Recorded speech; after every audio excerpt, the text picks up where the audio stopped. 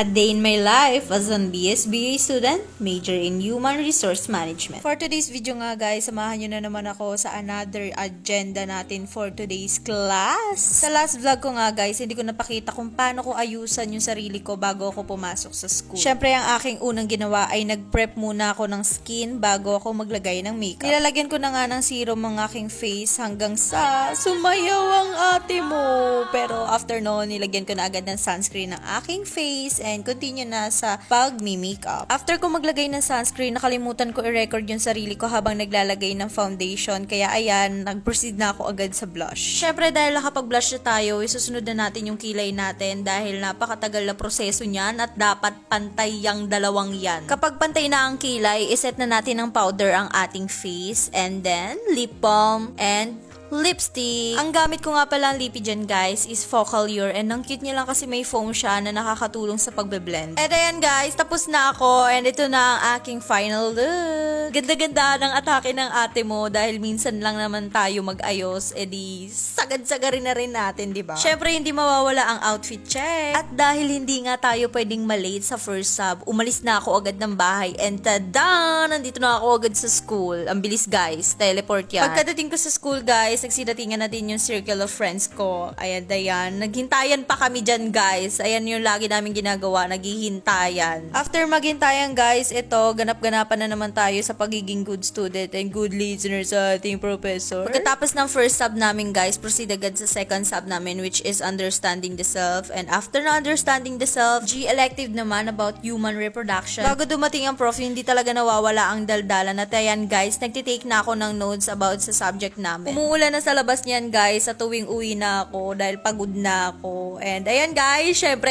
ito na yung hinihintay ko, uwian na. At bilang pagod kami ngayong araw, hindi pa kami nakontento. Talagang humanap kami ng ikakasakit pa sa katawan namin. Kaya nagpunta kami sa Primark para mag roller skating.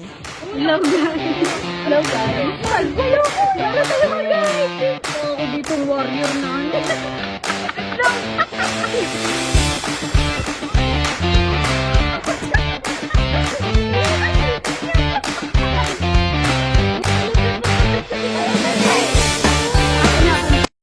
A few moments later.